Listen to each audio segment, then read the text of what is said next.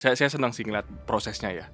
Saya lihat hasil ini karena perjuangan banyak orang dan Betul, harapan banyak orang yang akhirnya jadi satu dan jadi hasil. betul. Dan juga para bos-bos di liga ya. Nah, iya.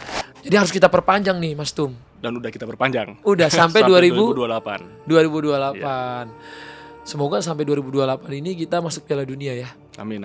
Apa masukan yang penting untuk futsal di negara yang sedang berkembang seperti Indonesia? Hal pertama yang disebut adalah pelatih. Tadi betul yang Evan mungkin sempat ngobrol sama Mas Atta, betul, pelatih. Tapi mungkin gak sih Mas, olahraga itu tanpa ada orang politiknya? Kalau saya bicara apa adanya, menurut saya di konteks Indonesia sulit. Tapi ada titipan pertanyaan. Apa Ini tuh, Mas? bonusnya pemain kapan turun Mas? Daging talks to learn.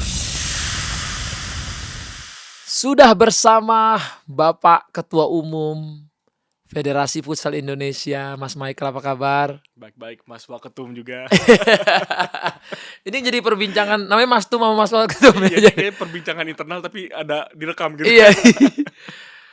Selamat Mas, sekali lagi kita semua senang banget Mas Tum, Indonesia bisa bawa emas pertama kali sepanjang sejarah. Selamat juga Mas Waketum, dari kerja keras semua tim ya, tentu dari pemain, dari pelatih, dari federasi juga banyak banget yang Luar bantu biasa, terlibat. luar biasa. Ya. Saya senang sih ngeliat prosesnya ya. Saya lihat hasil ini karena perjuangan banyak orang dan Betul. harapan banyak orang yang akhirnya jadi satu dan jadi hasil. Betul. Dan juga para bos-bos di liga ya. Nah, iya. Karena dengan Termasuk Mas Atta adanya juga berarti waktu Oh, itu ya. bos-bos di liga yang udah menggelotorkan duitnya untuk passionnya punya tim futsal. Dan saya akui mungkin sekarang aku banyak dengar dari orang-orang yang cinta futsal di ASEAN, di Asia, liga futsal kita tuh salah satu liga paling keras katanya Mas, paling Iya. kuat. Kenapa kita bisa menghasilkan salah satu timnas yang bagus? Selain coach yang bagus, pemain yang bagus, federasinya bagus, Mas Ketumnya bagus, semuanya bagus. Katanya liganya juga harus Iya. bagus. Betul, karena liganya juga sangat kompetitif. Betul. Sangat kuat. Iya. Liganya kuat. Kita kemarin melihat satu hal sejarah yang bikin merinding satu Indonesia. Itu luar biasa sih Mas ya. Mungkin apa yang Mas rasakan pas kemarin kita tim Indonesia berhasil membawa medali emas? Ya, sebenarnya kalau keyakinan ya, kalau bicara soal keyakinan dari sebelum SEA Games dimulai kita sebenarnya udah punya optimisme itu. Oke. Dari saya pribadi juga yakin bahwa ini target. Mungkin bukan bicara target ya, kalau target kesannya kan kita jadi harus kayak maksa banget. Tapi menurut saya ini satu hal yang sangat mungkin terjadi dan bisa kita raih. Tapi jujur waktu nonton secara langsung, apalagi kan saya datang di sana itu saya bener-bener ngelihat stadionnya itu Full. floornya itu full. Penonton lawan. Penonton Thailand. Iya. Kita di tandang lah ya, tandang bukan kandang. Dan itu ultrasnya Thailand bener-bener dari awal sampai akhir tuh nggak berhenti suaranya. Iya. Mau mereka kebobolan, mau ketinggalan berapapun mereka nggak berhenti suaranya. Jadi memang nuansa kerasnya itu Berasa. Jadi waktu saya nonton juga sebenarnya tegang.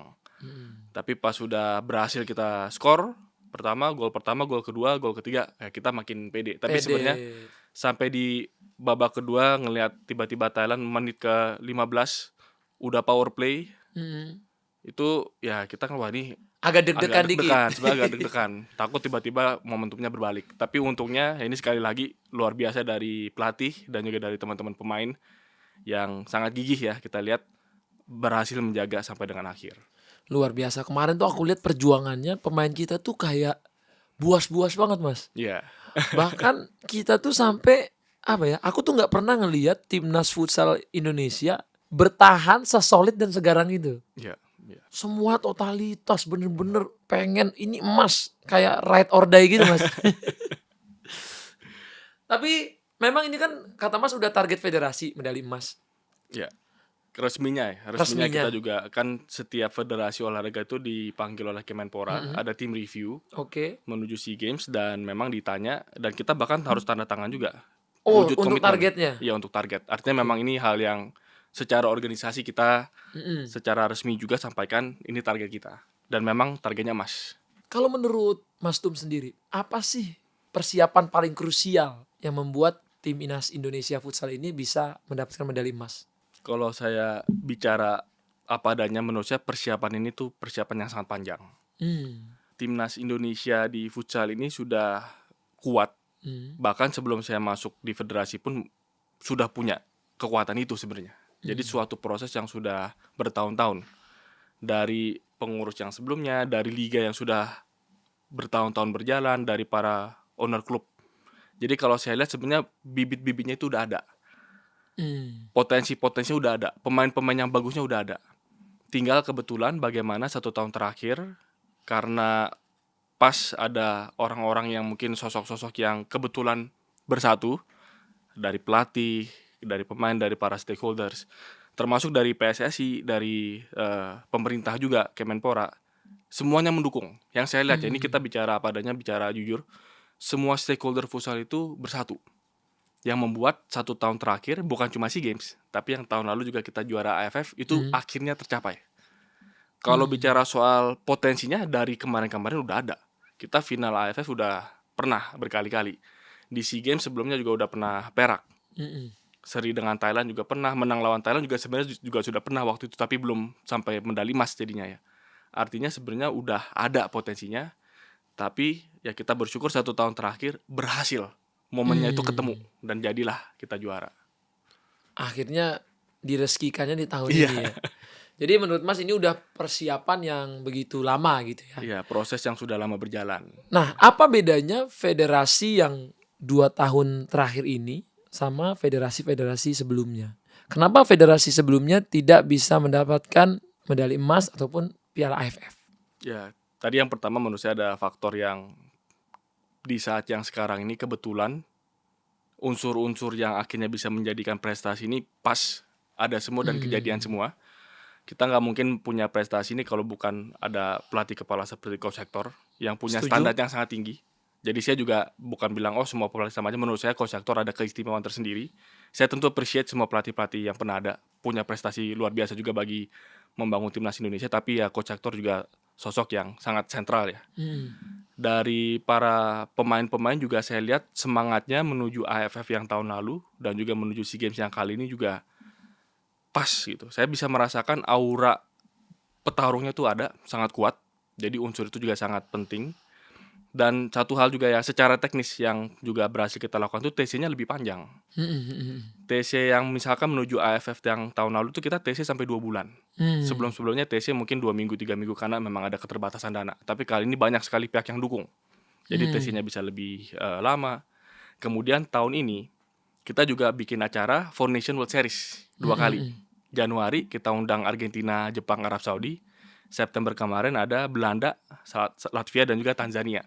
Jadi momen kesempatan bertandingnya, latih tanding itu memang kita udah siapkan. Jadi kalau saya lihat itu ya kita lebih berani ya mungkinnya untuk mengambil risiko. Walaupun pada saat kita bikin acara itu kan sebenarnya maju mundur juga, ngeri-ngeri juga nih kita sanggup nggak bikin acara. Juga sebenarnya. Tapi ini pertaruhan yang akhirnya ya memang harus ada yang mengambil gitu. Harus ada ya, kita sebagai federasi akhirnya mencoba dan didukung sekali lagi banyak pihak dari PSSI juga sangat mendukung, dari pemerintah Kemenpora juga membantu dana juga ya. Iya, kalau nggak acaranya nggak bisa jalan.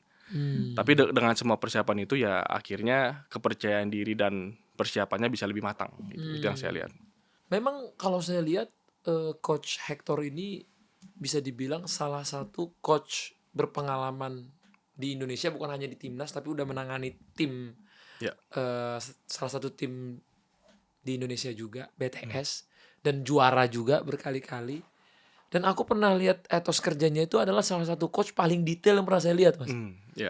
Dia detail sampai pergerakan badan, kebiasaan lawan tuh sampai semuanya dia dicatat begitu rapi gitu, Mas. Nah sebenarnya Mas Atta waktu kita rekrut, ini kita sebenarnya cerita yang dulu waktu itu kita lakukan ya. Waktu kita rekrut Coach Hector itu kan kita panggil ya, kita wawancara Coach Hector. Ada beberapa kandidat waktu itu. Tapi yang menarik waktu Coach Hector diwawancara, dan waktu itu akhirnya kan saya wawancara langsung di Zoom, dia itu udah langsung bikin paparan, udah siapin paparan, dan dia bisa menjelaskan 40 pemain dari liga yang dia udah lihat, udah analisa, yang mana yang dia mau panggil ke TC, yang mana yang buat di posisi apa nanti, bahkan skemanya udah dibikin. Itu wawancara. Ini belum kita belum jadi pelatih. Belum jadi pelatih, belum tanda tangan kontrak, tapi menuju ke sana aja udah punya detailnya. Iya. Karena dia juga udah ngelatih Iya, salah satu tim di Indonesia, pas di BTS kan dia udah ketemu sama lawannya semua. Dia udah betul. punya risetnya Betul, kan. jadi sudah paham. Udah Sudah paham paham. kondisi di Indonesia dan potensi pemain kita. Jadi harus kita perpanjang nih Mas Tum. Dan udah kita perpanjang Udah sampai sampai 2028. 2028. Iya. Semoga sampai 2028 ini kita masuk Piala Dunia ya. Amin, amin. Amin, Kalau amin. kita lihat trajektorinya sih kita punya dasar untuk bisa optimis. Berarti di AFC yang akan datang ini katanya 4 besar bisa masuk Piala Dunia, itu bener apa enggak Mas? Nah, kalau Piala Dunia 2028 nanti itu kan berdasarkan AFC yang berikutnya sebenarnya, bukan Iya. yang ini. 2027 berarti. Ya AFC yang 2028 awal. Oke, yang Ya, awal. Dari jadi situ awal baru 2028 masuk. ada AFC dan itu kualifikasi ke Piala Dunia. Oke. Jadi sebenarnya pencapaian kita di AFC ini tidak menentukan kita masuk Piala Dunia atau enggak. Masih Oke. yang berikutnya. Mm-mm. Dan saya ingat waktu kita lagi bidding, Indonesia lagi bidding ke Piala AFC, itu saya sempat ngobrol sama ketua Federasi Futsalnya Thailand, Pak Adisak, Mr. Adisak. Hmm. Dia sebenarnya kasih masukan waktu itu. Pak Michael dia bilang, saya kalau boleh kasih masukan untuk Indonesia, biddingnya tuh jangan 2026. Biddingnya 2028. Supaya pada saat nanti Indonesia turun sama AFC, kalian bisa lebih bagus performanya, masuk 4 besar, kemudian ke Piala Dunia. Hmm. Sebenarnya masukannya itu make sense buat saya waktu itu. Oke. Kalau sekedar target Piala Dunia, kayaknya harusnya kita biddingnya 2028 Sebenarnya. sebenarnya. Tapi pada saat kita bahas di internal dan akhirnya kita tetap mengajukan bidding untuk tuan rumah 2026 yang bulan depan nih, Januari. Bulan depan nih ya. Kenapa? Sekalian promosi ya guys. Ya teman-teman semua bisa datang langsung dukung. Iya. Nah. Itu akan ada match-match luar biasa dari Iya. tim-tim terkuat di Asia pada tanggal 27 Januari. 27 kita Januari dan akan bermain di Indonesia Arena. mulai di Indonesia Arena. Jadi pastikan para pecinta futsal yang mendukung futsal sampai hari Nah. ini, dengan kita datang beli tiket itu udah mendukung timnas kita untuk terus berkembang. Betul. Nah, jadi ya kita nantikan nanti di AFC. Nah, tapi kembali kenapa kita tetap memutuskan bidding yang 2026? Karena kita bicara bangun momentum. Oke. Kalau kita sekedar mau masuk Piala Dunia, kemudian ya sudah kita Piala AFC-nya nanti dipaskan tuan rumah Indonesia supaya mempermudah jalan kita ke Piala Dunia, itu mungkin strategi yang bagus kalau sekedar masuk Piala Dunia ya. Oke. Tapi kan kita bukan mau sekedar masuk Piala Dunia. Kita benar-benar mau membangun timnas futsal Indonesia yang kuat, yang akan kompetitif. Jadi artinya apa? Artinya waktu yang kita punya sampai ke 2028 ini harus dibangun terus momentumnya. Setiap tahunnya itu berharga, setiap tahunnya itu harus ada gebrakan. Jadi mindset kita di federasi adalah kita harus selalu memikirkan gebrakan-gebrakan berikutnya. Contoh, Four Nation World Series. Akhirnya kita berani lakukan dan gak tanggung-tanggung waktu itu kita undang Argentina untuk bisa datang. Dan kemudian bukan cuma satu kali kita lakukan, bahkan 2 kali di tahun yang sama, 2025. Nah itu juga bagian dari persiapan kita untuk AFC.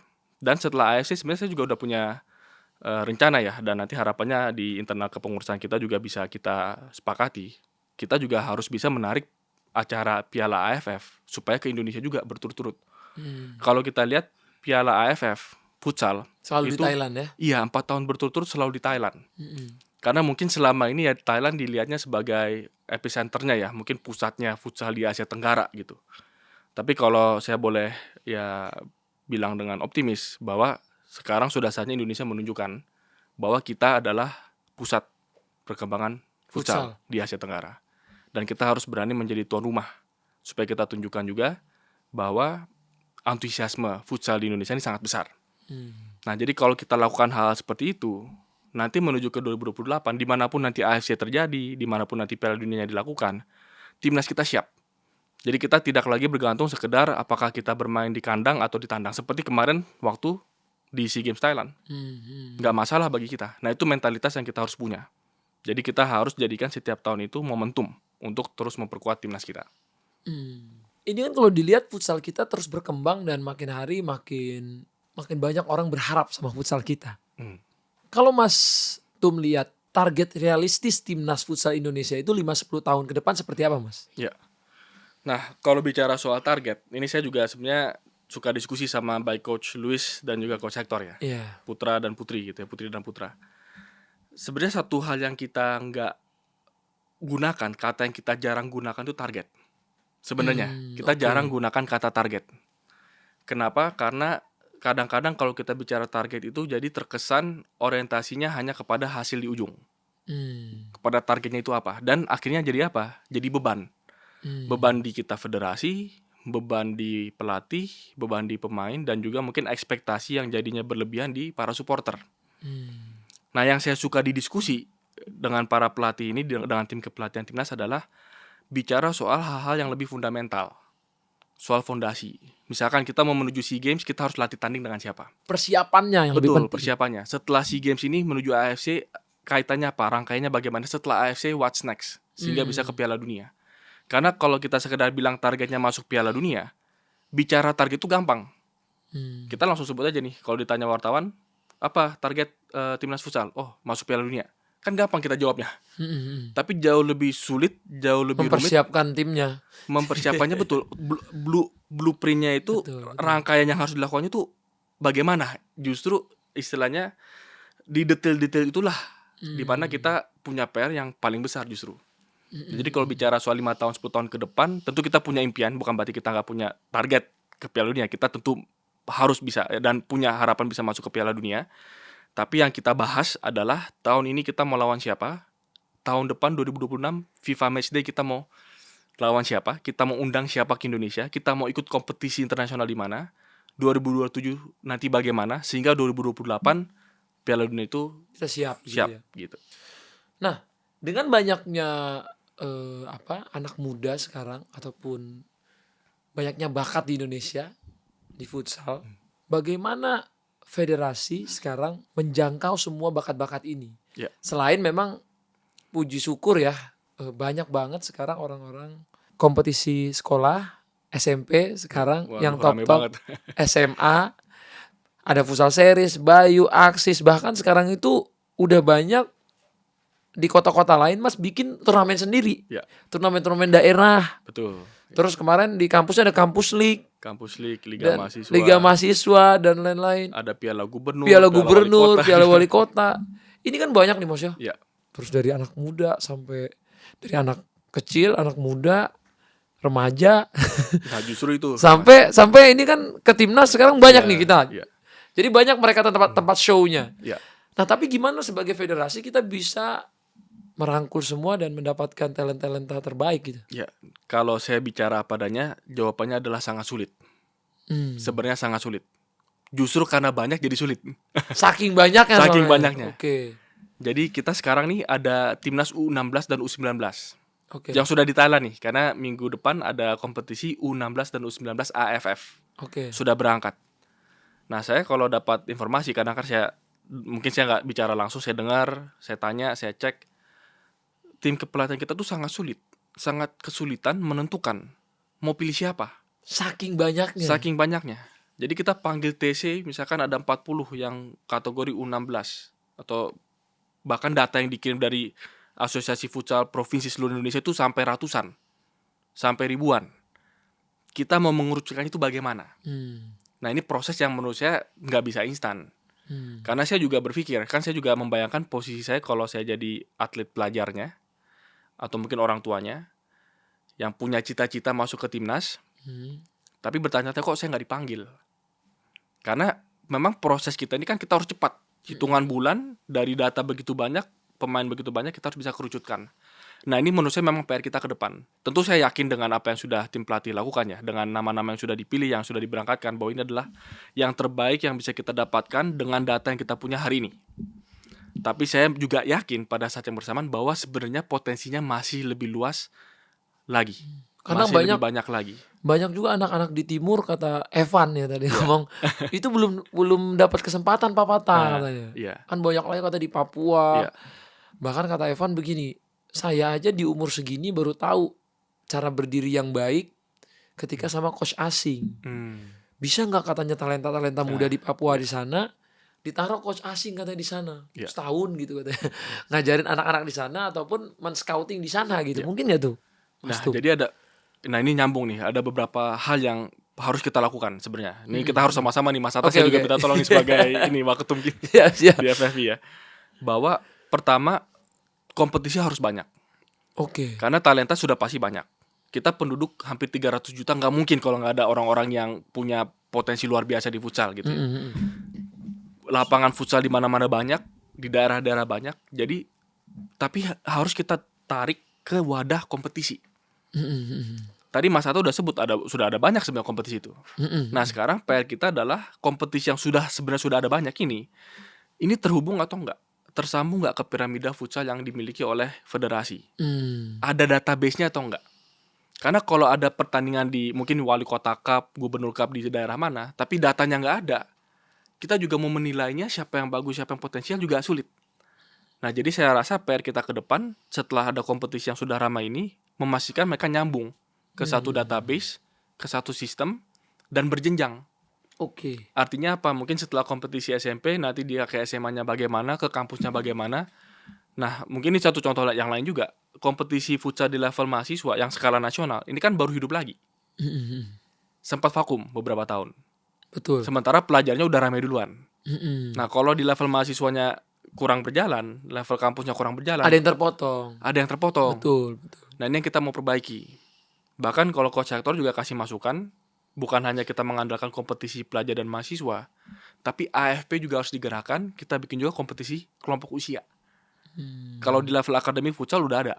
Ada namanya AFI itu punya kompetisi, bahkan sampai usia 10 tahun pun yang masih muda-muda sekali, usia SD juga ada. Nah, ini yang kita juga perlu rapikan, dan kita perlu masukkan ke dalam skema federasi. Saya kemarin sempat ke Spanyol itu dikasih penjelasan oleh Federasi Futsal Spanyol soal sistem yang mereka punya. Perannya federasi di level nasional apa? Perannya federasi di level provinsi regionalnya mereka itu apa? Jenjang kompetisinya bagaimana? Bahkan mereka punya database klub yang lengkap. Kemudian saya ketemu sama sekjen futsalnya Spanyol. Saya tanya ke beliau, apa masukan yang penting untuk futsal di negara yang sedang berkembang seperti Indonesia? Hal pertama yang disebut adalah pelatih. Tadi betul yang Evan mungkin sempat ngobrol sama Mas Atta, betul, pelatih. Menurut dia, kalau futsal Indonesia mau maju, yang harus kita transformasi itu adalah pelatihnya. Kalau pelatihnya bagus, permainannya pasti bagus. Dan kalau permainannya bagus, pasti banyak yang menonton. Pasti jadi rame, pasti jadi berkembang.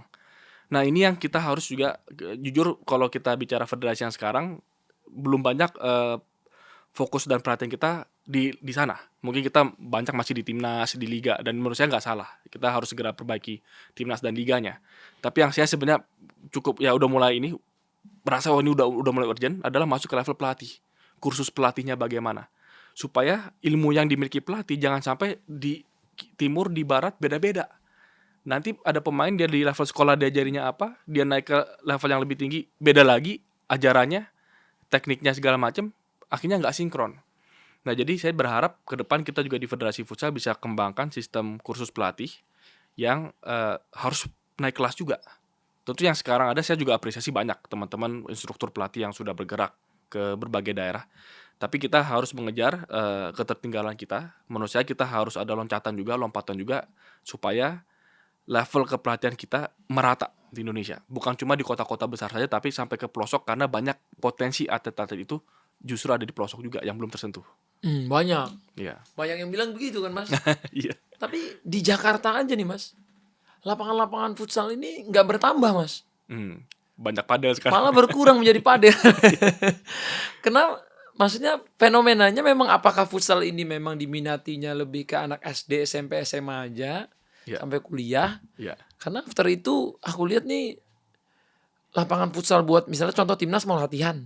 Susah kan Mas nyari ya kalau nggak main futsal, kalau nggak di ada itu. Anfa sekarang. Anfa sama satu lagi ada. Siapa satu lagi? Tifosi. Iya. Tempatnya Cosmo. 3 itu aja tuh Mas. Iya. Sekelas kota Jakarta yang penduduknya puluhan juta gitu Mas. Kalau di Thailand kan banyak banget tuh. Iya. Itu gimana Mas kira-kira? Nah, itu juga jadi PR kita ke depan soal fasilitas dan juga standar. Karena kita ngobrol sama teman-teman penyelenggara kompetisi futsal, mereka juga suka bingung pada saat bikin event di daerah itu ukuran gornya beda-beda.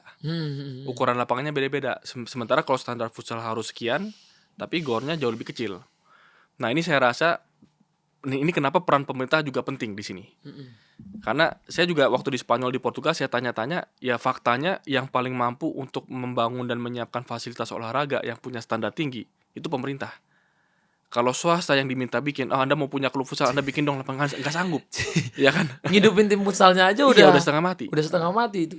Dan yang menarik, saya waktu di China saya juga sempat tanya-tanya, kan mereka tuan rumah Piala Asia Putri, baru yang ya pertengahan tahun ini.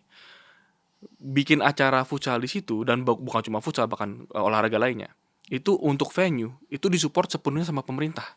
Dibayarin sama pemerintah. Entah itu pemerintah pusat atau pemerintah daerah yang cover. Karena bagi mereka membangun fasilitas olahraga itu harus digunakan. Tapi kalau fasilitas olahraga sudah mahal dibangun oleh pajak rakyatnya, Terus harus bayar lagi rakyatnya. rakyatnya harus bayar lagi. Ya pusing. Pusing, iya. Dan ini kan juga tujuan digunakannya untuk memajukan olahraga. Mungkin kalau tujuan komersial ya udahlah, itu mungkin ada hitung-hitungannya, silakan. Tapi di banyak negara yang saya lihat olahraganya cepat berkembang karena salah satunya fasilitas olahraga itu disediakan dan bisa dijangkau oleh masyarakat. Jadi ini yang kita harus juga kerjasama, kita harus buka komunikasi dengan Pemda-Pemda, dengan pemerintah, supaya memang olahraga kita bisa maju, termasuk futsal. Gimana menurut Mas dengan fenomena futsal ini selalu burning? Ya. Jadi dari klubnya burning. Aku nggak tahu liganya sekarang ya, kita mau dapat untung pun kayaknya Betul, masih Goyang-goyang. masih belum stabil. belum stabil. Ya, belum berkesinambungan. Terus aku lihat juga di ini ya, pemain-pemain juga. Ya. Mereka ngerasa ini kok katanya kalau pemain bola kan gampang tuh dapat jadi brand ambassador apa, kehidupannya lebih baik. Di futsal tuh kadang ada, kadang enggak. Ya. Menurut Mas, kenapa sih brand-brand ini agak pilih kasih ketika melihat futsal gitu? Ya, memang ini pertanyaan yang harus kita bisa pecahkan ini. Dan saya lihat sebenarnya Mas Hatta ini bukan cuma tantangan di futsal, tapi di banyak cabang olahraga lainnya juga. Oke. Soal tadi burning ya, klub-klub yang memang akhirnya ownernya yang harus nutupin pembiayanya, ya itu terjadi saya rasa bukan cuma di futsal sebenarnya. Di bola juga ya. Bahkan di bola pun juga masih banyak yang masih seperti banyak. itu. Ya, memang saya rasa ini olahraga itu akan maju berbanding lurus dengan masyarakat dan ekonominya juga. Jadi semakin ekonomi Indonesia maju, saya yakin permasalahan itu akan mulai terselesaikan. Dan akhirnya apa? Dan ini yang saya lihat dari Kemenpora juga lakukannya. Kemarin kita di futsal juga ikut acara Indonesia Sport Summit. Dan di mana arahnya ke depan adalah harus membangun industri olahraga. Olahraga tentu prestasi iya, tapi tidak akan bisa berkesinambungan kalau tidak ada industri di belakangnya yang membuat olahraga itu hidup. Nah, jadi PR kita ke depan adalah bisa meyakinkan swasta untuk mereka juga masuk ke dalam futsal, invest di futsal, bukan hanya karena niat baik, oh karena timnas futsal juara, ya udah deh kita ikut deh jadi sponsor, bukan sekedar itu. Tapi karena mereka memang melihat bahwa untuk roda perekonomian ini berputar jangka panjang, memang olahraga adalah salah satunya.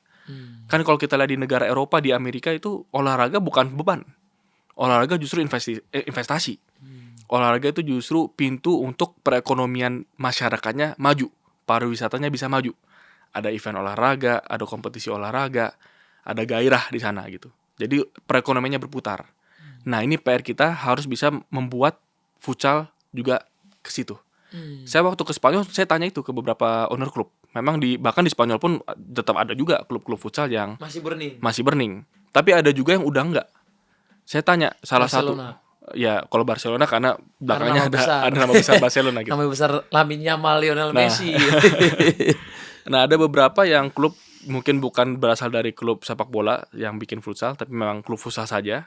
Mereka bisa survive karena membangun komunitas. Jadi antara klub futsal dengan akademi futsalnya itu nyambung. Sehingga masyarakat yang budaya berolahraga dibangun dari kecil, mereka kirim anak-anaknya ikut akademi di dalam naungan klubnya itu. Walaupun kedepannya anak ini besar kemudian gak lanjut jadi pemain futsal, tapi dia jadi fans. Loyalitasnya ada terhadap klub itu. Jadi klubnya menjadi bagian dari komunitasnya. Nah, ini saya rasa juga PR, ini kalau saya boleh belak-belakan nih kepada komunitas futsal di Indonesia, ini PR kita ke depan. Saya berharap klub-klub futsal itu bukan sekedar kita berlomba-lomba burning money. Karena kita mau tim kita lebih kuat, maka cost-nya lebih besar. Ya tentu saya menghargai ya, itu pengorbanan yang luar biasa besar. Tapi saya juga berharap kita para klub kita harus bisa duduk bareng juga membicarakan jangka panjang. Karena kalau klub-klub itu burning money aja, cuma masalah waktu akhirnya ada owner yang mulai ngos-ngosan. Mungkin 5 tahun pertama semangat, tapi udah tahun ke-6, tahun ke-7, ya setiap orang kan batas kesanggupannya beda-beda gitu. Bahkan Dan jangan 5 tahun Mas, ada yang setahun, 6 nah, bulan udah iya. cabut. Jadi tahun cabut. kita juga harus bisa bangun skema menjalankan klub dan liga itu yang sustainable. Jangan juga kita memaksakan diri sekedar mengejar prestasi di dalam liga, tapi kalau nggak sustainable, karena jangka panjangnya justru kita rugi. Justru liganya nanti bisa kolaps kalau klub-klub banyak yang seperti itu.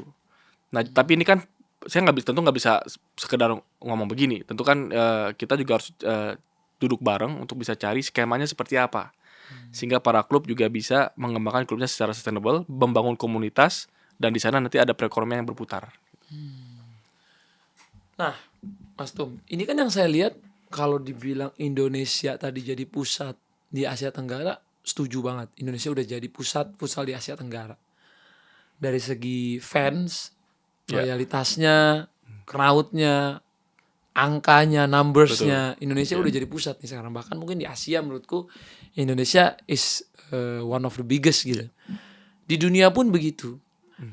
Tapi aku tuh selalu melihat kenapa futsal ini kadang-kadang agak menjadi olahraga yang agak bisa dibilang kayak anak tiri gitu.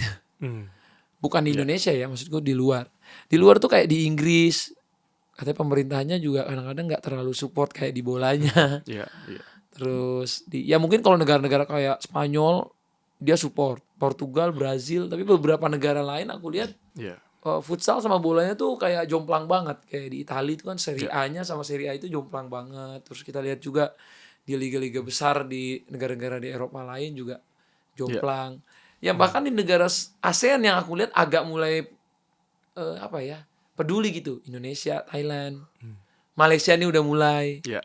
Vietnam juga udah mulai. Tapi aku lihat di negara-negara Eropa tuh kan kalau bisa misalnya Chelsea tuh ada Chelsea futsal, MU futsal, terus ada AC Milan futsal atau apa futsal, kan itu jadi satu hal yang bisa menggoreng tuh dari segi global. Karena kalau Indonesia punya api sendiri, yang lain nggak punya api kan, sponsorship agak Betul. ini nih. Gimana menurut Mas Tum? Kalau saya lihat nih masalah waktu. Kenapa? Karena futsal juga kan bisa dibilang olahraga yang relatif baru dibanding sama sepak bola ya. Itu kan sejarahnya jauh lebih panjang gitu. Betul. Jadi memang untuk itu menjadi bagian dari masyarakat, untuk itu menjadi bagian dari roda perekonomian, untuk itu menjadi bagian dari kesehari-harian lebih banyak orang, itu perlu waktu. Saya waktu ngobrol sama salah satu owner klub Palma ya, Palma dari Spanyol, saya ketemu sama ownernya, Jose Tirado. Dia bilang, saya jelaskan, oh futsal di Indonesia seperti ini sekarang. Kemudian dia bilang, oh itu kayak futsal di Spanyol 30 tahun yang lalu. Kondisi di mana klubnya bakar-bakar uang gitu, di mana belum sustainable gitu. Itu kondisi katanya Spanyol 30 tahun lalu juga begitu. Tapi ada langkah-langkah yang akhirnya dilakukan di Spanyol sehingga mereka ke titik yang sekarang. Survive. Dan di Spanyol, di Portugal itu futsal bisa dibilang olahraga ya kedua atau ketiga paling rame. Kalau di Portugal kedua paling rame. Kalau di Spanyol mungkin setelah sepak bola, basket dulu kali ya. Tapi ya cukup lah, bisa dibilang termasuk yang paling ramai.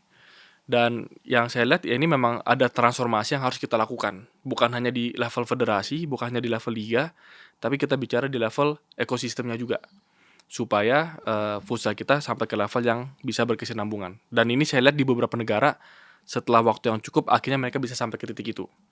Jadi kalau tadi ada kekhawatiran concern seperti itu, saya rasa ini bagian dari proses. Ibaratnya olahraga yang jadi dewasa, kita ini masih masa remaja. Masih masa remaja yang masih begini, labil mungkin, masih naik turun gitu kan.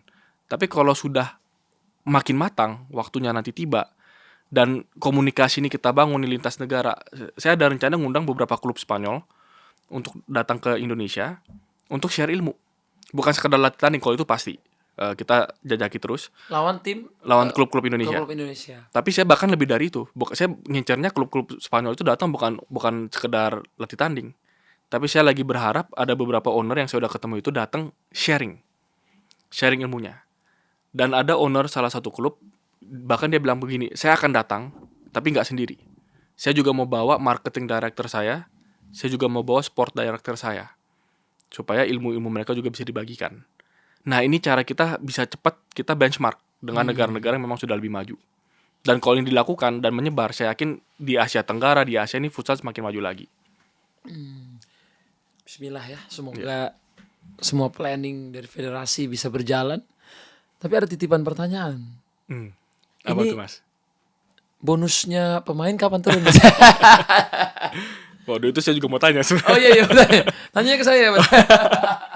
Oh enggak, itu kan ya kan ini juga dari Pak Presiden ya yang sudah berkomitmen sebelum keberangkatan. Kebetulan saya juga ikut pada saat kontingen SEA Games ke istana ya untuk bertemu presiden, dan di sana Pak Presiden sampaikan. Jadi kalau saya yakin ini masalah nanti setelah teknis saja, kan ini baru selesai. Tinggal tunggu waktu ya. Ya tinggal tunggu waktu. Ya saya juga pada saat pertandingan menuju final juga udah menginfokan kepada pemain supaya lebih semangat bahwa ini ada perhatian pemerintah. Kalau kita berhasil membawa prestasi juga ada apresiasi. Dan ya ini saya rasa nanti teknis kita lagi menunggu sih soal itu. Itu pembagiannya gimana Mas? 1M kan katanya medali emas. Cuman kan ini Iya. pemainnya banyak. Kalau yang lain kan 1M Ya. karena dia olahraga yang solo gitu kan. Kalau Nah 20. kalau ini saya juga masih menunggu informasi resminya. Iya. Tapi kalau bocoran yang saya dapat itu nanti dapatnya tentu nggak seutuh 1M untuk semua pemain karena ini beregu bisa Oke. dibilang. Tapi angkanya itu cukup besar juga, tetap cukup besar. Iya, Tapi nanti tepatnya berapa dan bagaimana saya rasa lebih baik saya tunggu informasi resminya gitu. Oke, jadi Tapi mungkin nggak bukan 1M dibagi 14 enggak. nggak lebih besar dong ya. Iya. Tapi at least dia bukan 1M per pemain gitu ya. Setahu saya sih nggak benar-benar sama seperti itu karena ada bedanya kalau yang individu, olahraga individu sama olahraga yang bergu. Mungkin karena dihitungnya medali emasnya tetap 1 ya. Iya, tapi bukan berarti kemudian dibagi rata semuanya Iya, gitu. Maksudnya 1M dibagi sekian kan jadi agak kurang banyak mungkin ya kalau dibagi. Tapi mestinya sih Mas ya kalau futsal gitu mestinya dihitung piala emasnya banyak ya di tabelnya. Jadi nggak 91. Langsung dikali pemainnya berapa. 14 15 pemain 15 gitu. Jadi langsung up kan dia bertandingnya rame-rame gitu ya. Sebenarnya ya. Bisa nggak itu Mas diajuin gitu ke SEA Games gitu ya? Bisa nggak ya untuk olahraga beregu gitu dihitungnya banyak kan usahanya sama Mas. Ya. Nah sebenarnya kalau bicara soal itu, kita tuh saya lagi bangun komunikasi sama beberapa federasi negara Asia lainnya supaya futsal bisa masuk ke Asian Games. Kan sekarang belum. Belum. Nah, Olimpiade ya kan. Nah, berikutnya ke Olimpiade. Portugal tuh udah bilang ke saya. Portugal juga lagi coba komunikasi ke atas-atas supaya bisa masuk ke level Olimpiade. Nah, ini yang tadi pertanyaan balik lagi soal futsal ke depan. Menurut saya memang masih olahraga yang muda. Jadi kita juga masih terus cari bentuk, cari juga gimana supaya akhirnya lebih established. Tapi ya harapan saya bukan cuma di level SEA Games, tapi nanti juga di Asian Games. Ya kita ada Piala Asia ya. Tapi ya kan bola juga ada Piala Asia, ada juga di Asian Games-nya gitu. Ada di Olimpiadenya juga bahkan. Jadi ya harapan kita mau dorong ke situ dan ini butuh lebih dari sekedar satu negara yang bisa menyuarakan. Karena kan kalau futsal memang mudah di Indonesia kan. Tapi kalau ada olahraganya kan udah dari dulu ya. Cuman memang dunia kenapa agak gimana ya? Kalau futsal mau masuk tuh agak ditahan-tahan sedikit gitu. Karena kan olahraga di dunianya udah dari ya dulu dibikinnya 1930 terus udah mulai aktif 1950, 1980. Mungkin di Indonesianya memang baru di 2000-an Baru ramenya di ke 2000-an. atas gitu kan, baru ada federasinya juga 2000-an ke atas. Tapi kan at least ini olahraga udah lama nih. Iya. Tapi kenapa Olimpiade, Asian Games itu masih membatas-batasi? Itu apa yang masih lihat? Mungkin apakah ada memang pihak-pihak yang gak suka sama futsal apa gimana? Mungkin kalau saya lihat mungkin karena futsal tuh udah punya kompetisinya sendiri yang cukup reguler. Kan kita di bawah struktur FIFA-nya udah bahkan ada Piala Dunia. Udah bahkan ada putra dunia, putri udah ada juga World Cup-nya ada, iya. juga. Jadi saya lihat sebenarnya di ekosistem FIFA-nya futsalnya udah banyak pertandingan. Tapi kalau kita mau tadi supaya exposure-nya lebih besar, bahkan pemerintah juga bisa masuk ke dalam untuk bisa bantu membesarkan, memang harus masuk ke nomor Olimpiade dan juga Asian Games dan seterusnya. Nah ini yang di level penggerak futsal lintas negara juga kita udah mulai bahas. Artinya apa? Artinya kita juga perlu melobi bicara ke FIFA supaya FIFA juga push. Karena ini kan kita nggak bisa individu negara, yaitu ya kita harus ke asosiasi di mana kita bernaung, yaitu di dalam FIFA. Kalau FIFA juga push untuk bisa masuk ke Olimpiade, saya yakin ya bukannya nggak mungkin dalam waktu 10 tahun ke depan itu bisa kejadian gitu. Semoga ya. Ini banyak optimisme yang udah lahir di sini. Iya. Yang udah diucapkan di mic ini. Semoga ini semua bisa jadi sesuatu yang apa ya? Sesuatu yang jadi kenyataan. Amin amin. Nah, Mas. Mungkin ini kita udah menuju ke akhir podcast. Ya. Kenapa Mas Michael tertarik untuk menjadi ketua umum futsal? Kan yang kita tahu Mas Michael tadinya di partai, Ya. di MNC dan lain-lain. Apa yang membuat Mas jadi tertarik juga untuk ke futsal gitu? Ya. Ya, jadi cerita apa adanya. Apa adanya. Ya saya juga selalu sampaikan kalau ada yang nanya, saya sebenarnya bukan orang olahraga, jujur aja. Oke. Kalau Mas Ata kan udah lama di dunia futsal ya. Saya sebenarnya baru gabung di dunia futsal benar-benar baru 1,5 tahun ini. Saya bukan orang futsal, bukan orang olahraga, tapi saya orang organisasi. Oke. Jadi memang saya dulu aktif ya di berbagai organisasi. Ada ya jujur aja, saya aktif di organisasi partai politik. Saya aktif juga di organisasi pemuda yang bergerak di diplomasi. Kebetulan ketua umum futsal sebelum saya kan Pak Haritanu Sudibyo. Pak HT 10 tahun Pak HT 10 beliau tahun. ya membangun Federasi Futsal Indonesia. Dan tahun lalu itu sebenarnya beliau masih masa jabatannya masih jalan terus, masih 4 tahun. Kalau nggak salah itu 2026 harusnya selesai. Tapi di 2024 tiba-tiba beliau kontak saya, minta saya ikut terlibat di FFI. Saya masuk ke FFI, dikasih kepercayaan, dan kemudian Pak HT bilang bahwa beliau mau mengundurkan diri dari posisi ketum, berharap ada regenerasi.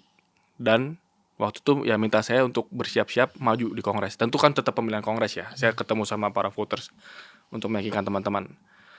Tapi yang saya lihat pada saat itu, ya saya jujur aja waktu komunikasi itu saya juga agak kaget. Karena saya sebenarnya bukan orang olahraga. Tapi saya pelajari futsal, saya pelajari FFI, dan saya mulai ikut terlibat di dalamnya. Satu hal yang membuat saya tertarik dan semangat. Mungkin satu hal ya, saya mungkin diceburin itu kan satu hal. Tapi akhirnya saya sekalian aja nyebur bener-bener dan bener-bener bangun. Karena saya bisa melihat futsal itu harapan banyak orang. Jadi waktu saya lihat timnas main, waktu saya lihat di liga, waktu saya ngeliat kompetisi pelajar, bahwa banyak orang itu menggantungkan harapan di olahraga futsal. Pemain-pemainnya, atau mungkin pelajar yang ikut kompetisi. Bahwa di sana saya melihat kalau federasi bisa diperbaiki dan diubah supaya futsal ini bisa lebih besar lagi, ini bisa memberikan kebahagiaan bagi banyak sekali orang. Dan itu saya rasakan betul, dan kita lihat waktu kita juara AFF, dan kemarin kita bisa dapat medali emas SEA Games, dan putrinya dapat medali perak. Dan kita lihat antusiasmenya begitu besar. Tapi lebih dari itu juga, pada saat saya ngeliat pemain, kan saya juga nonton pertandingan adu penalti yang semifinal putri ya. Ini bukan cuma putra putri, adu penalti. Bagaimana dramatis sekali saya lihat perjuangan heroik dari para atlet. Misalkan waktu penentuan siapa yang menjadi penendang penaltinya, saya bisa ngeliat tuh dari atlet-atlet putrinya ada yang udah ditunjuk sama Coach Luis, tapi kelihatan ragu-ragu, udah yang lain aja. Tapi kemudian timnya kerumunin dia, abis itu bilang, enggak, udah ini kamu aja. Dan akhirnya betul gol dia yang membuat kita menang. Dan saya lihat di situ ini ada semangat kebersamaan, nilai-nilai kebersamaan yang mungkin suatu pertandingan yang kecil, cuma sekian pemain. Tapi kalau nilai ini yang kita pertontonkan kepada publik, kepada masyarakat Indonesia yang kita junjung, saya melihat olahraga itu sebenarnya menjadi alat untuk transformasi bangsa. Dan itu yang saya rasakan, dan itu yang membuat saya semangat untuk terus aktif di futsal. Disitulah lahirlah benih-benih cintanya Mas. Semakin cinta sama futsal, karena memang futsal ini olahraga yang mungkin dulu orang lihatnya futsal kalau untuk orang yang tua ya Mas. Iya. Aku kalau cerita ngobrol nih futsal itu gimana, nggak tahu, bahkan nama timnya nggak tahu kan. Tahu BBS ya kan, tahu Runtuh Boy atau Evan gitu kan.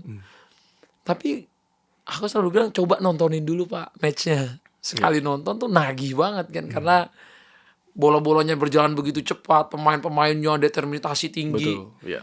Harus bisa megang bola setiap berapa detik, terus harus mengalirkan bola lagi, pemikiran cepat, taktis dan lain-lain. Ini sih memang suatu olahraga yang indah gitu. Ya. Mungkin Mas target ke depannya selain di futsal ada apa nih Mas? Karena banyak Aduh, yang apa bilang nih? apa Mas pengen jadi ketua PSSI Waduh, ampun. atau jadi apa, kan ini orang bertanya-tanya apa nextnya, targetnya mungkin ke depannya apa gitu. Ya mungkin kalau saya pribadi ya selama ini di organisasi manapun tuh saya selama ini saya berjatuh saya nggak pernah merencanakan jauh-jauh ya. Artinya selama ini saya contoh di futsal saya bisa masuk futsal bukan saya berencana atau bermimpi atau berkeinginan, tapi tiba-tiba ada yang ngajak, ada yang ceburin ya. Jadi saya juga sebenarnya nggak berpikir macam-macam lah. Saya yang Nggak penting harus kemana iya, gitu. kalau saya yang penting saya sekarang di posisi mana bisa saya jalankan dengan amanah dan fokus saya adalah membangun organisasi dan organisasi itu harus lebih besar daripada individu. Jadi itu juga prinsip saya di futsal bahwa saya tahu saya di sini nggak akan selamanya juga. Bahwa ya mungkin cepat lambat pasti ada pengurus yang baru yang berikutnya akan ada regenerasi. Mungkin waktu Pak HT mengundurkan diri saya masuk itu regenerasi, tapi saya tahu ya saya juga pasti akan seperti itu juga gitu. Jadi pertanyaannya adalah di amanah yang sekarang kita jalankan bagaimana, kemudian apa yang kita mau tinggalkan untuk pengurus yang berikutnya nanti yang akan meneruskan. Jadi fokusnya di sana aja sih. Tapi kalau misalnya di suatu posisi, kan Mas di futsal, ada jabatan juga di politik, Ya. di partai. Menurut Mas gimana caranya membagi waktunya, ini kapan saya harus mengurus olahraga, kapan mengurus politik? Karena kan banyak orang juga bilang, jangan mempolitikkan olahraga, jangan mengolahragakan politik. Jangan, ya ini kan yang bergulir lah di komen-komen Instagram Betul. gitu. Ya. Gimana tanggapan Mas untuk Ya, itu? ya ini juga mungkin saya buka dan Mas Atta juga udah sampaikan tadi. Karena saya kadang-kadang ada baca komentar orang bilang oh di futsal ini nggak ada orang politik. Saya perlu bilang saya ini orang politik sebenarnya. Bahkan saya justru lama di politik dulu. Iya, Kemudian saya ya tahunya kebetulan juga iya, Mas Michael itu kebetulan dengar gabung ke namanya futsal.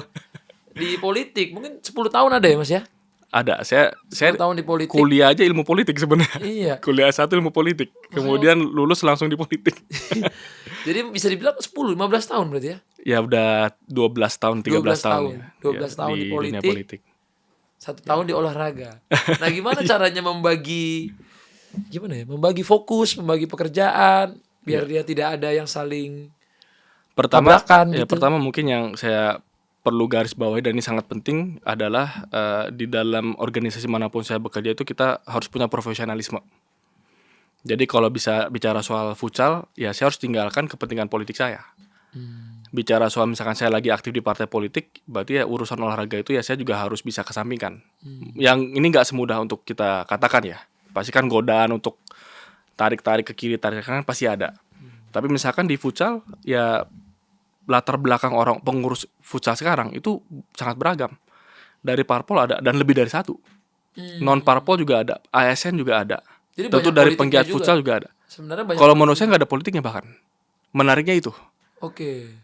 Jadi karena pada saat kita menyusun kepengurusan dan mengajak orang-orang terlibat itu kita bicara soal visi kita apa di sini.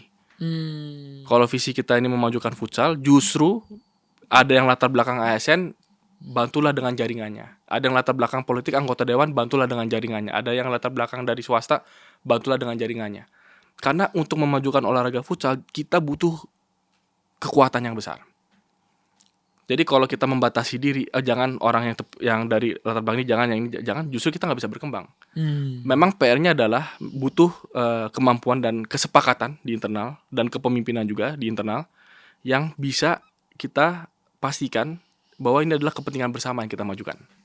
Dan saya lihat di futsal yang saya syukuri adalah itu yang terjadi. Kalau dilihat ya teman-teman mungkin yang nonton bisa cek aja pengurus FFI ada siapa aja. Banyak kalau latar belakangnya. Yang politis juga ada, jujur aja gitu kan. Iya. Tapi saya yakin pada akhirnya kan teman-teman lihat aja hasilnya. Justru agak uniknya ada beberapa teman-teman yang latar belakang politik tapi nggak kerasa politiknya di dalam. Karena memang pada saat kita ngajak satu sama lain itu ya kita sepakat topik politik kita itu mau dari partai mana, jabatan apa tuh kita taruh di luar. Semua di dalam merah putih. Iya, di dalam merah putih untuk futsal bisa maju. Betul. Karena saya lihat waktu kalau lagi di meeting tuh memang semuanya di situ bahkan gak ada yang ngomong politik gitu. Iya, nggak ada. Semuanya ngomong futsal Betul, ini gimana, iya. ini futsal ini gimana, saling memberi saran, saling memberi Iya, masukan. iya. saling menceritakan ide-idenya ke depannya, saling pengen futsalnya maju. Tapi mungkin gak sih Mas olahraga itu tanpa ada orang politiknya? Karena jarang Ya, saya lihat ada ya. olahraga tanpa ada orang politiknya. Kalau saya bicara apa adanya, menurut saya di konteks Indonesia sulit. Sulit ya. Karena politik itu, ini mungkin karena saya orang politik. Politik itu di Indonesia menentukan segalanya. Politik itu di atas segalanya, di atas ekonomi, di atas bisnis, di atas segala macam organisasi. Itu realita di Indonesia. Oke. Tapi ya ini bisa jadi hal yang baik, hal yang buruk tergantung orangnya. Tapi realitanya negara ini sangat bergantung dengan kekuatan politik. Nggak bisa dilepaskan. Kita mau ngomong apapun, mau komentar apapun, itu fakta, udah gitu. Itu nggak bisa kita ubah. Tapi sekarang yang kita bisa lakukan adalah memanage, manajemennya bagaimana. Menurut saya olahraga-olahraga yang ada sekarang ini bisa maju kalau ada kekuatan-kekuatan politik, kekuatan ekonomi yang juga sepakat olahraganya harus maju. Tapi bagaimana akhirnya bisa mendapatkan orang-orang yang punya latar belakang kekuatan itu, tapi sepakat yang tadi saya bilang. Oke, tapi ini komitmen kita ya. Jadi kepentingan ekonomi Anda, kepentingan politik Anda itu nomor sekian pada saat Anda bergabung di organisasi ini. Karena komitmen kita olahraganya maju. Jadi yang saya lihat sih itu. Kita nggak mungkin lepas dari politik. Jadi kalau ada orang Iya. bilang olahraga nggak boleh ada orang politiknya juga sulit ya menurut Mas ya. Karena sekarang ini olahraga bisa maju, pendanaan tetap paling signifikan itu dari negara. Baik itu dari APBN ataupun dari APBD, ataupun kompetisi banyak, kompetisi juga yang akhirnya didukung juga oleh orang-orang dengan akses politik. Ya, perizinannya juga masuk ke sana. Kita mau dapat GOR, bisa dapat harga diskon, potongan harga, itu kan juga harus, ya mohon maaf tapi faktanya lobby politik juga. Kalau nggak bayar GOR mahal juga. Mau Tapi mendatangkan tim luar negeri kayak iya, kemarin. bisa urusan kita misalkan nih ada bikin event internasional, perlu material-material kita datangkan, ada impor, ada apa segala macam. Kalau jalur-jalur biasa kita lalui, susah kita maju, jujur aja gitu. Tapi kalau ada orang-orang yang mungkin diberikan amanah di jabatan tertentu yang juga dukung, bantu supaya dipermudah, supaya olahraganya bisa maju, ya itu yang terjadi, supaya kita bisa maju gitu. Berarti bisa bilang sama kayak ini juga ya, orang bilang yang punya tim futsal atau tim bola jangan ada orang politik. Kayaknya kebanyakan pasti ya kalau nggak politik ada usahanya tambang juga ya kan. Iya, banyak pengusaha tambang juga. Susah itu kalau di Iya. nggak boleh tambang, nggak boleh politik. Wah, siapa yang mau punya tim bola gitu kan? Iya. Karena memang susah. Betul. Jadi di hal ini saya akan bicara realistis ya. Saya nggak tahu yang dengar setuju atau nggak setuju, suka nggak suka. Tapi dari pengalaman dan sejauh ini saya menjalankan futsal 1,5 tahun, ada realita-realita di Indonesia ini yang kita harus akui. Daripada kita pura-pura, oh nggak ada, oh ini nggak berpengaruh, jangan. Tapi kalau yang saya lihat di futsal sekarang tuh sangat banyak dukungan dari pemerintah. Saya bicara padanya, sangat banyak dukungan dari pemerintah, dari Kemenpora, dari kementerian-kementerian yang lain juga, dari pemerintah-pemerintah daerah. Kita bikin acara futsal di daerah-daerah, federasi turun, atau kemarin saya di Jabar, Asosiasi Futsal Provinsi Jabar bikin acara Super Cup pelajar, yang kasih sambutan pejabat-pejabat Pemprov. Dan menurut saya ya itu yang realitanya adalah memang kita butuh dukungan gitu. Saya jujur ya, kalau saya pribadi tentu berharap kedepannya swasta juga banyak yang memang karena Bantu. industrinya berjalan, swasta tanpa ada dorongan dari kekuasaan memang udah niatnya bantu dan bener-bener ngembangin industrinya supaya sustainable gitu, industri olahraga. Tapi katalis itu kita perlu ada katalis. Tapi yang saya pastikan, ini mungkin untuk teman-teman yang bertanya-tanya, saya juga akan pastikan minimal di futsal. Pertama, betul kita didukung pemerintah dan kita bersyukur, berterima kasih kepada pemerintah yang mendukung. Tapi hal yang kedua, kami juga pastikan bantuan pemerintah itu kita bisa bertanggungjawabkan. Karena ujungnya bantuan pemerintah itu adalah uang rakyat juga, pajak rakyat juga sebenarnya. Dan yang ketiga, bukan cuma dipertanggungjawabkan, bahwa pada saat kita menggunakan bantuan pemerintah karena kita punya akses, kita juga punya rencana, tiba saatnya nanti, mungkin 1 tahun, 2 tahun, atau berapa tahun, kita benar-benar membangun fondasi yang sustainable. Karena saya juga nggak mau futsal, karena tahun ini dapat bantuan APBN, tahun depan dapat lagi, tahun depan dapat lagi, seumur hidup selama futsal ada selalu dibantu kan. Kasihan juga cabang olahraga lain yang mungkin belum dibantu atau kan beda-beda nasibnya. Jadi kita harus melihat dukungan tersebut menjadi katalis supaya kita bisa lebih independen ke depan dan nanti giliran yang lain juga dibantu. Tapi itu saya rasa kalau olahraga harus mau cepat berkembang ya harus ada dukungan dari pemerintah, nggak bisa nggak. Oke. Wah, lugas sekali Mas Ketum. Terima kasih banyak. Biasanya di akhir video kita membolehkan bintang tamu untuk bertanya kepada saya gitu. Mungkin kalau dari Mas Tum mau kasih pertanyaan apa yang gampang aja ya Mas. Soalnya tadi semuanya udah dijawab sama Mas, nggak perlu saya jawab lagi. Pertanyaan, saya juga bingung nih mau nanya apa ke Mas Hatta nih. Nanya mau bisa kapan aja. Soalnya itu ditulis 2 pertanyaan untuk Mas Ata. Jadi kita setiap podcast di akhir ada 2 pertanyaan dari tamu. Oke. Gitu. Kira-kira apa Mas? Ya mungkin yang pertama ya masih soal futsal. Oke. Ya jadi ya Mas Hatta gimana futsal ke depan juga untuk langkah-langkah dari Mas Hatta gebrakan kita sama-sama sinergi untuk futsal. Oke. Yang Ini. kedua. Yang kedua Mas Hatta juga kan punya banyak ide-ide kreatif nih. Nah Oke. kita butuh ide-ide kreatif itu juga supaya futsal juga bisa semakin dikenal dan disukai. Oke. Karena saya lihat Mas Hatta, wah ini idenya banyak luar biasa kreatif-kreatif. Dan gimana caranya futsal kita nih, tentu Mas Hatta juga udah banyak kasih masukan sebenarnya. Tapi karena supaya yang teman-teman juga dengar gimana caranya hal-hal kreatif itu juga kita bisa makin lakukan lagi di futsal. Iya. Oke. Keren juga pertanyaannya. Oke. Kalau aku pribadi sih ngelihat futsal ini sudah berjalan dengan baik, udah banyak hal-hal kreatif yang dilakukan. Mungkin kedepannya lebih bagus lagi ketika ada kolaborasi. Kolaborasi, contohnya kemarin aku juga lumayan apresiasi kayak futsal series, dia udah punya ide kreatifnya. Kalau nanti mereka itu bisa berkolaborasi juga sama kompetisi-kompetisi lain, jadi kayak ada kolaborasi kompetisi. Bahkan nggak tahu sih, saya tuh kayak dari dulu tuh punya ide yang selalu saya sampaikan ke Mas Michael, gimana kompetisi-kompetisi pelajar itu yang megangnya dia juga yang megang Liga Futsal Nasional kita. Ya mungkin ini pembicaraan internal ya. Tapi kalau aku ditanya, aku memang selalu jawab kayaknya memang yang megang kompetisi-kompetisi pelajar ini mereka juga yang harus ikut memegang kompetisi nasionalnya. Karena yang aku lihat ketika kolaborasi ini berjalan, terus aku juga ekspertisnya di bidang media, itu akan keren tuh Mas. Jadi ada dari tim operasional yang menjalankan, aku dari tim media, federasi sama pemerintahan digabung Mas. Wah, itu sih olahraga futsal kita terbaik di Asia itu Mas. Kalau kayak gitu.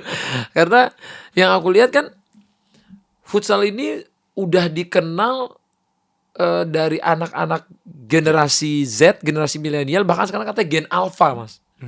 Kenapa sih bola nggak bisa kayak futsal? Menurutku bisa, tapi futsal ini itu lapangannya ada di setiap sekolah Mas. Sedangkan sekolah yang punya lapangan bola itu cuman dikit. Mungkin JIS. Sekolah elit. Sekolah elit gitu loh Mas. Kalau futsal kan sekolah-sekolah nggak elit pun ada di depannya Mas, pakai semen. Terus mereka bisa beli sepatu dengan harga 100.000, atau mungkin sekarang di Shopee itu ada sepatu futsal 75.000. Ya mungkin kita bilang kualitasnya bagus enggak Bang? Ya nggak usah ngomong kualitas, tapi mereka udah punya sepatunya Mas. Bahkan nyeker pun bisa Mas. Pakai sepatu sekolah mereka juga bisa gitu. Itu yang saya lakuin dulu waktu kecil kan, pengen main futsal, ya pakai sepatu sekolah, nyeker, gawangnya juga cuma sepatu.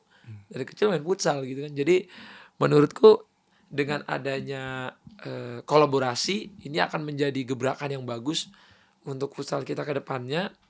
Ya di sini aku sih berterima kasih dengan Mas Tum yang memang bisa dibilang di futsal belum lama, tapi kemampuan organisasi dan kepemimpinannya dan juga mengajak banyak bidang untuk berkolaborasi ini cukup baik. Walaupun awalnya kadang-kadang ini banyak banget orang yang dimasukin gimana nih, tapi ternyata di dalam kita butuh banyak orang karena futsal ini memang mungkin dulu yang kesannya kayak eksklusif, sekarang jadi lebih open. Dan mungkin orang tuh sekarang juga bertanya-tanya Mas, boleh nggak futsal itu live-nya itu bisa jadi di YouTube gitu Mas? Ini nggak tahu, ini kan kalau ditanya Mas gebrakannya apa, aku juga lempar lagi ke Mas nih, bisa nggak ya futsal itu live-nya di YouTube? Karena ketika futsal ini live-nya di YouTube, kalau aku dibilang itu gebrakan, Grammy Awards aja sekarang yang di luar negeri, dia itu sekarang udah pindah Mas. Dari dia itu ditayangkan di TV, sekarang Grammy Award akan tayang di YouTube. Mungkin dengan futsal ini ditayangkan di YouTube, ini akan menjadi gebrakan yang bagus untuk sponsorship masuk, Mas. Karena futsal ini kan belum, misalnya bisa kita bilang belum kayak El Clasico ataupun Premier League ataupun kayak Serie A yang kita bisa tonton itu di aplikasi, harus download dulu, harus daftar dulu, sign up. Kita kan harus olahraga ini tuh harus diklip sebanyak-banyaknya, ditonton semassal-massalnya. Ini memang harus dengan beberapa pihak kita harus bisa bangun komunikasi dan kolaborasi supaya itu bisa terwujud. Amin. Oke. Itu dia. Terima kasih banyak, Mas, sudah Ya. main-main Sama-sama kesini Mas Hatta. dan menceritakan Ketemu lagi tentang kita futsal ngobrol-ngobrol kita. terus. Nanti kita ngobrol-ngobrol lagi. Semangat terus, Mas, untuk futsal Indonesia. Kami selalu mendukung. Makasih. Selalu siap tunggu arahan dari Mas Ketum nih, Siap Mas katanya Waketum. arahan untuk meramaikan AFC Nah ya jangan lupa nih. tuan rumah Indonesia, karena itu kursinya banyak ya. Oh, 15.000 kan 15.000. Jadi ini yang harus kita fullkan. Apakah semua ultras akan menghadiri, Asik. Iya, mendukung timnas Indonesia melawan tim-tim yang luar biasa. Ini mumpung lagi momentumnya futsal. Mungkin dari podcast ini juga bakal ada banyak yang klip. Ayo kita ramaikan, dukung Merah Putih di AFC di tanggal 27 Januari ya, Mas. Ya. Sampai tanggal Februari ya. minggu kedua Minggu Februari. kedua. Iya. Jadi cukup lama 10 nih ya. maksudnya. Oke, pastikan paling enggak pas Indonesianya main full lah. Sukses Mas Ketum, sehat selalu, lancar terus karirnya. Sama-sama, sehat selalu. Yuk, God bless. Siap.